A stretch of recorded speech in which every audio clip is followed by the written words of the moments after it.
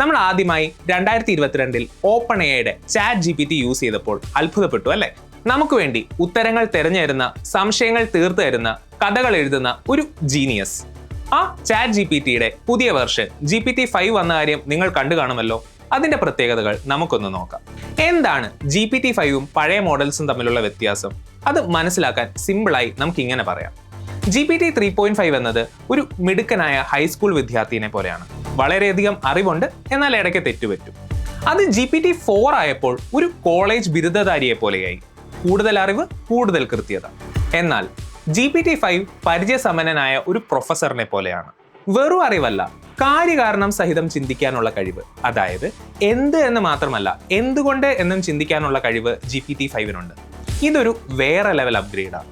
GPT-5ലെ പ്രധാന വ്യത്യാസം പഴയ പോലെ റീസണിങ്ങിന് ഇത്, റൈറ്റിങ്ങിന് ഇത്, അങ്ങനെ പല മോഡലുകൾ സെലക്ട് ചെയ്യേണ്ട എന്നുള്ളതാണ്. നമ്മുടെ ക്വസ്റ്റിനെ വ്യക്തമായി മനസ്സിലാക്കി അതിനാവശ്യമായ മോഡൽ അത് സ്വയം തിരഞ്ഞെടുക്കും. സോ മൾട്ടി ടാസ്കിങ്ങിന് വളരെ പവർഫുൾ ആയൊരു ടൂളാണ് GPT-5. അതോടൊപ്പം വേഗതയും കൃത്യതയും ഇവയ്ക്കുണ്ട്. അപ്പോൾ AI-യുടെ പുതിയ യുഗത്തിലെ ഒരു ഗെയിം ചേഞ്ചറാണ് ചാറ്റ് GPT-5. ഇതുപോലെയുള്ള മോർ ഇൻഫോർമേറ്റീവ് വീഡിയോസിനായി KAS മെന്റർ ചാനൽ സബ്സ്ക്രൈബ് ചെയ്യുക.